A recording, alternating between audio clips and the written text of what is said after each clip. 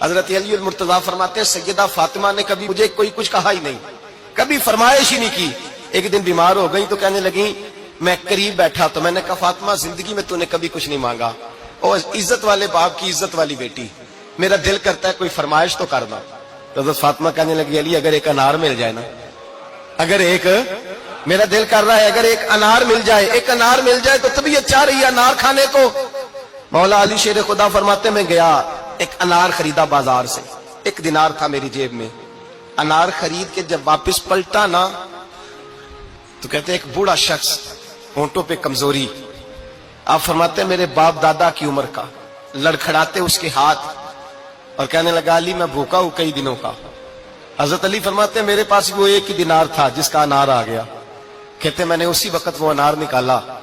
اس شخص کے ہاتھ میں رکھا، بوجھل قدموں سے جب میں اندر داخل ہوا نا تو پاک رسول کی پاک بیٹی، عزت والے نبی کی عزت والی بیٹی، صبر والے محبوب کی صبر والی بیٹی، کہتے ہیں جب میں نے اپنا قدم اندر رکھا دروازے کے تو فاطمہ نے میرا اترا ہوا چہرہ دیکھا تو کہنے لگی علی پیسے اللہ کے راستے میں دے آئے ہو، خیرات کر رہے ہو۔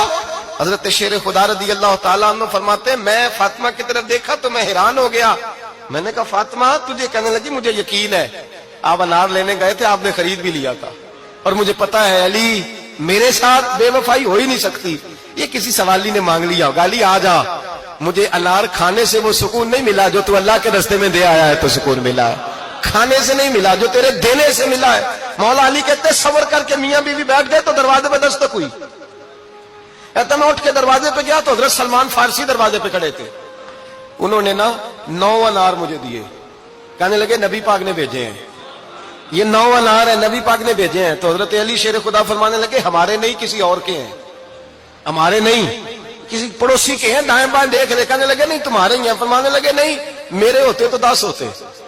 اس لیے کہ اللہ فرماتا ہے من جاء بالحسنۃ فلہ عشر امثالھا، تم ایک نیکی کرو گے میں 10 کا اجر عطا کروں گا۔ فرمایا میرے ہوتے تو 10 پورے ہوتے، اللہ رسول نے بھیجا اور میرا یقین کمزور ہو سکتا ہے، وہ میرے ہوتے تو 10 ہوتے، یہ 9 ہے۔ حضرت سلمان فارسی نے جیب میں ہاتھ ڈالا، 10واں بھی نکالا، کہا علی تیرے 10 ہی تھے، میں تو تیرا امتحان لے رہا تھا،